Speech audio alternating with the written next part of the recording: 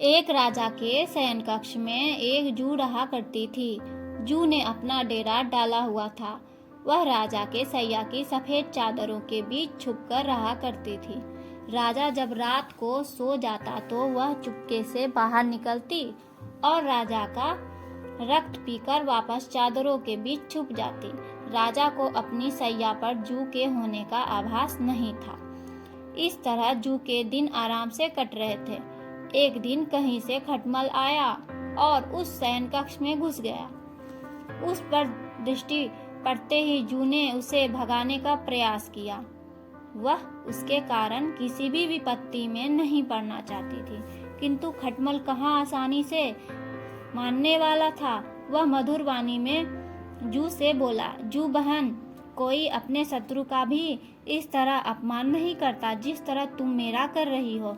मैं तो तुम्हारा मेहमान हूँ, पहली बार तुम्हारे डेरे में आया हूँ। एक रात तो मुझे यहाँ रहने दो। तुम तो रोज राजा के मीठे रक्त का पान करती हो और मुझे भी इसका थोड़ा स्वाद लेने दो। जू खटमल की चिकनी चुपड़ी बातों में आ गया। उसने उसे वहां रात भर रहने की अनुमति दे दी, किंतु साथ ही उसे आगाह करते हुए बोली, खटमल भाई, तुम यहाँ तो रह रहे हो, किंतु अपने चंचल स्वभाव पर तुम्हें नियंत्रण रखना होगा। राजा की जब गहरी नींद पर जाए तब मेरे रक्त पान करने के बाद ही तुम राजा का रक्त पीना, और ध्यान रखना कि रक्तपान करते समय राजा को कोई पीड़ा न हो, अन्यथा हम दोनों मारे जाएंगे। खटमल ने जू को वचन दे दिया कि जब तक वह राजा का रक्तपान नहीं करती वो भी नहीं करेगा और किसी भी तरह से राजा को कष्ट नहीं पहुंचाएगा। उन दोनों का वार्तालाप समाप्त ही हुआ था कि राजा शयन कक्ष में आ गया और दीपक बुझाकर चादर तानकर सो गया।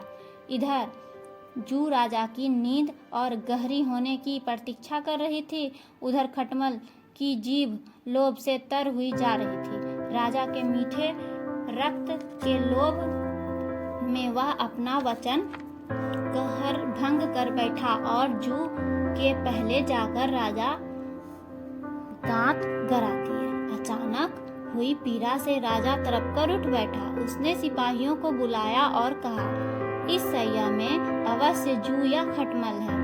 दीपक जलाकर उन्हें खोजो और मार डालो। सिपाहियों ने दीपक जलाकर चादर की तहें खंगालनी प्रारंभ की। जू हमेशा की तरह चादर की तहों में छुपी बैठी थी।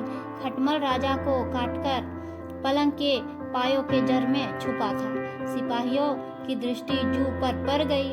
उन्होंने उसे पकड़कर मसल दिया।